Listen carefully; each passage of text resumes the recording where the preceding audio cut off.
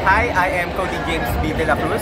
I am studying at University of the Philippines, Los Baños under the program of Bachelor of Science in Computer Science. Year? For year 2024-2025. So, paano ko nakuha yun? Hello everyone, I am Janine Ritan Senko from National University, Manila. I'm studying Bachelor of Science in Accountancy first year. Hello everyone, I'm Alex Veracruz, studying at National University, Manila, and I'm studying Electronic Communication Engineering for school year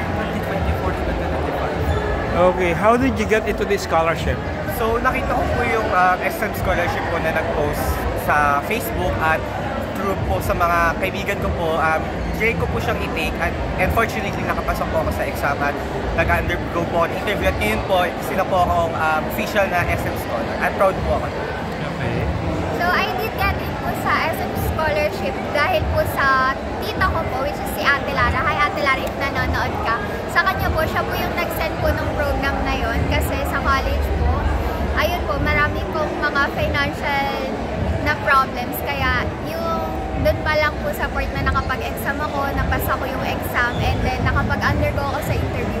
Isang malaking relief na siya sa amin ng family ko. So I was scrolling through the internet po, and then I saw the post po for the SM Scholarship Foundation, and then I was like,